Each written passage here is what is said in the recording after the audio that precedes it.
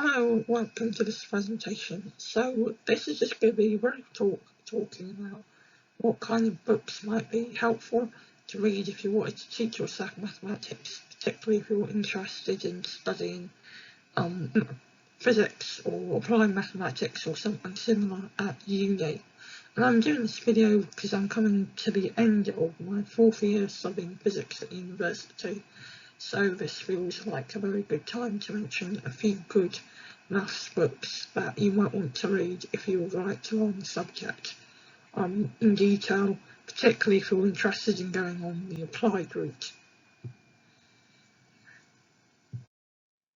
So the first book I would recommend for kind of beginning to learn mathematics is a book called A Concise Introduction to Pure Mathematics. Now, this is a wonderful book, and although it's a pure maths book, what it does is it assumes no kind of prerequisite mathematical knowledge, but goes through things like proofs, particularly proofs by induction, some proofs by contradiction, and other kinds of proofs.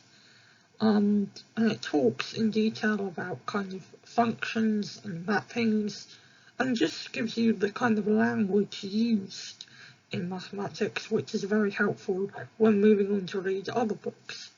And because it's pure mathematics, it focuses on the maths itself instead of getting too entangled up with application. But this is a good place to begin, because before you want to apply the maths, it's good to have a very strong foundation in how maths works and the kind of language and proofs used within it.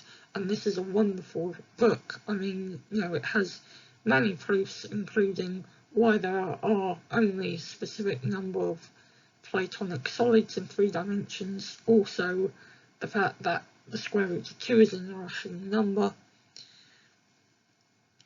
And this is a really friendly book. It's very approachable, and I think it will be just fun reading and practice problem solving with. And it has some more advanced things in there, such as the cubic formula, and also complex numbers. I would then suggest, after reading that book, to move on to something that essentially bridges the gap between introducing mathematics and mathematics at a kind of higher level, and bridging the gap to university mathematics is wonderful in this sense. It goes through all the kind of key things of A-level, particularly in terms of calculus, but extends them a little bit by talking about things like path integrals, and also going into some things on the logic of mathematics, like truth tables.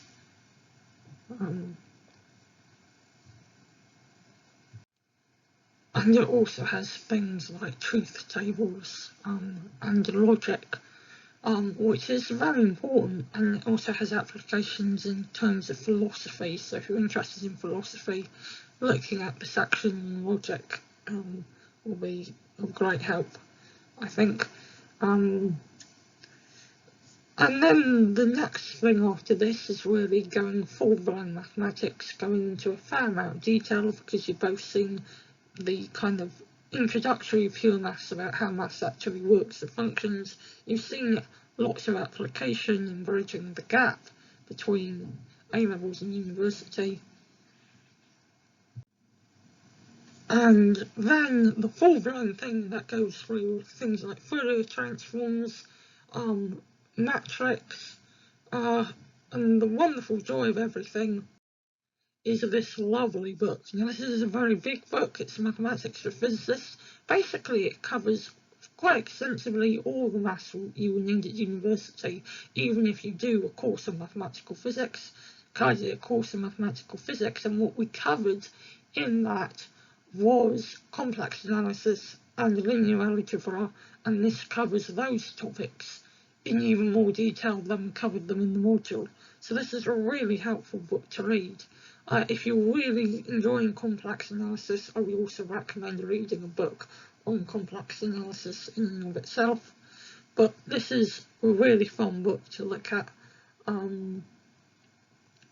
And really with this book you can then go anywhere. You know, if you wanted to go into the deep theory behind calculus, there's a book called Elementary Analysis, which is essentially code for advanced calculus, and therefore looking at how you set up calculus by talking about limits and things that converge, etc.